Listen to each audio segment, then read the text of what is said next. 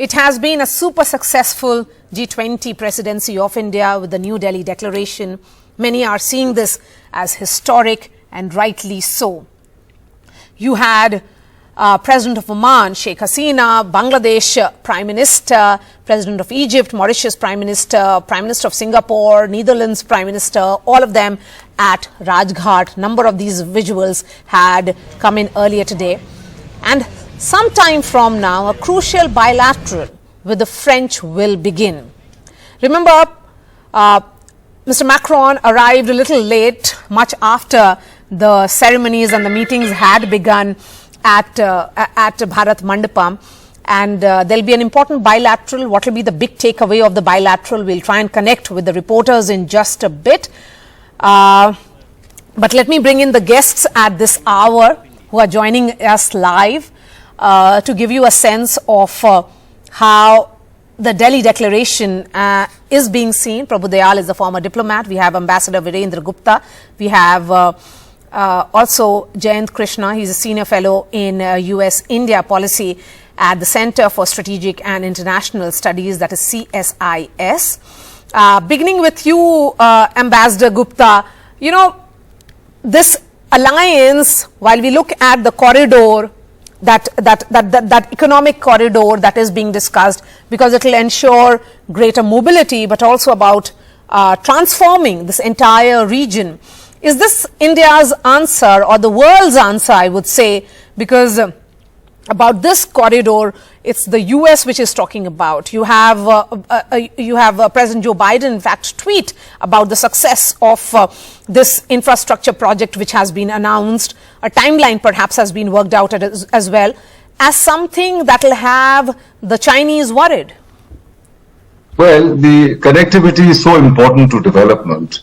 And since this corridor, shipping corridor and transport corridor, would connect India with Middle East and Europe, very clearly there would be a lot of economic benefit to India. But I'm loath, actually, I wouldn't want to describe a project like this as an answer to Chinese BRI. There are different things over there. A lot of recipient countries already are beginning to realize the kind of difficulties that the Chinese model of project financing entails. So I think this is different, and we must learn to advance the projects of our cooperation and cooperation with other countries on an independent footing. Yes, and this is certainly an ambitious one, Prabhu Dayal, and the fact that the G20 announces it, seals it, and shows a way to the world in many ways. This shipping corridor for India and Africa, which Joe Biden has said, this is a big deal, a really big deal. Well, Maria, first of all, let me compliment you on your use of the expression super successful for the G20 Summit being held in India. It is indeed super successful in many respects. I agree with my friend and my contemporary from Allahabad University, Ambassador Virendra Gupta, about the issue of whether this corridor, which is now going to be built, is in any way an answer to China or factors in the Chinese BRI. I agree with what he said. But at the same time, you know, China does feel impacted. China was trying to dominate the supply chains, and this was increasingly a source of concern. A source of concern to us, and of course to other nations like the United States, like European countries. And the need was felt for having an alternative to the BRI, and with the cooperation of the UAE and Saudi Arabia, which are going to be key players in this, and of course Egypt. This new economic corridor could be a game changer, and of course it will help India in cementing its role as a major economic player, because goods which are manufactured in India would be then easily transported through this land corridor once it comes up. And Jayant Krishna, the big takeaways, and I would certainly put a lot of emphasis on this rail and shipping corridor linking India with the Middle East and Europe. This is an ambitious project. The word ambitious because of the challenges it poses both geographically and diplomatically, but at the same time, something that will foster growth. But all these announcements are coming on the sidelines. That there is that biofuel alliance, there is this economic corridor, the rail and shipping corridor announcement. Do you see this as India's attempt to reimagine G20? That there are conversations which can happen besides almost like a consensus where all the 20 countries have to come together on? So absolutely, Maria. I mean, if you look at the India, Middle East, Europe economic corridor, I would say it is India's response to China's OBOR, and also perhaps some kind of a new spice route. It's not just a railway or a roadways corridor for freight and so on and so forth, but actually it bridges distances between continents, between civilizations, and it will cut down both the cost as well as the time of transportation by an estimated 40%, which is a huge change if supply chains in this part of the world have to become a reality, and if India has to emerge as a meaningful player in the global supply chains, especially for those organizations who are trying to lay not all eggs in one basket and leverage India more and more. So I think it's a very, very important thing, as they say, that if you double the speed, you triple the economy, So I think it will be a huge boost, not just to the Indian economy, but also to the Middle East economy, to the European countries, which will be connected with that. I see it as a very, very important development. And one good thing is at least somebody in India through the G20 forum is looking at big things. They're looking at the big picture. If India has to leapfrog, and become, a major player, especially in the manufacturing space, which still, contributes barely 15% to the GDP of India. I think if we have to take a quantum leap and make it cross 20%, perhaps 25%, I think these kind of corridors will be very, very helpful. And as said, on a philosophical note, it's not just an economic corridor, but it is actually a bridge against civilizations. It's a old spice route, or I wouldn't like to equate it with a silk route, but I think it's getting in today's context. It's tying the globe together in many ways.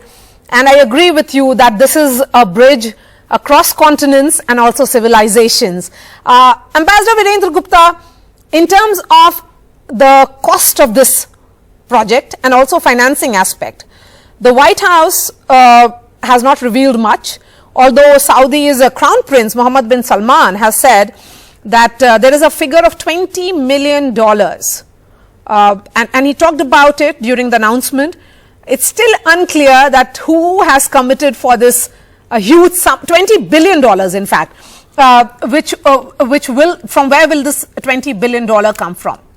And how will the nations be pitching in? Well, details are yet to emerge, but $20 billion is too small an amount. When you look at creating an economic corridor connecting India to Europe via Middle East. So I think let's wait for details to emerge. Let me make it also clear to your viewers that although this project has been announced during the G20 Summit, it is not a G20 project, nor is the Global Biofuel Alliance a G20 project. Yes. G20 is different. Yes. G20, the manner in which India has undertaken the presidency, discharged the responsibilities right from the time that it took over the presidency. How different cities were used for organizing meetings, a very inclusive approach. And the consensus, mind you, was extremely difficult to reach. I think on Ukraine particularly, it shows a way out. There is a certain softening of position by the West, that they did agree to a text which did not specifically condemn Russia. So I think it gives us hope for settlement in the future. But the reason why India could do it, apart from, of course, the diplomatic skills, which I do not discount. In fact, India has earned a well-deserved universal commendation. But I think because India has refused to be part of bloc politics, India has adopted a very moderate and objective approach, which is why it was uniquely possible for India to have built this kind of consensus. And therein, in fact, the approach also which Prime Minister Modi identified for the presidency, that of Vasudhaiv Kutumbakam, I think is extremely important, because your classical doctrines of security have failed to provide a solution to the world conflicts. And I think in that situation, in these circumstances, the only alternative approach that India has shown to the world is probably something that has a future, has a promise for our future conflicts. Okay, a little more on the biofuel alliance, because we are now focusing on everything besides the Delhi Declaration, because these are issues which tend to give that image and that impression that why India is now truly and well deservedly the center of this global alliances that are being formed, be it the biofuel alliance and Prabhu Dayal, if you could just throw some more light on this and why these events or these alliances, documents which have been signed on the sidelines of G20 become far more bigger and comprehensive in terms of India's diplomatic efforts. Well, let me in this context just point to the last paragraph of the declaration, which enunciates that recalling our collective actions to stem earlier global crisis, we are determined to steer the world out of its current challenges and build a safer, stronger, more resilient, inclusive and healthier future for our people on the planet. India has been consistently working towards creating such a planet. And it is not surprising that we are meeting the targets set in the context of the climate conferences well ahead of schedule. So we have taken the lead to bring about this alliance on biofuels. And while it is not strictly a part of the G20, but it is taking place under the overall umbrella of the G20 Summit, which itself commits the G20 members to make certain adjustments within their own policies and to cooperate with one another to bring about a better world. So the G20 declaration, if you look at it carefully, spells out the sort of cooperation which countries should undertake, and therefore I think that the biofuel alliance is very much part of what the declaration envisages. Yes, and 19 countries and 12 global bodies in all.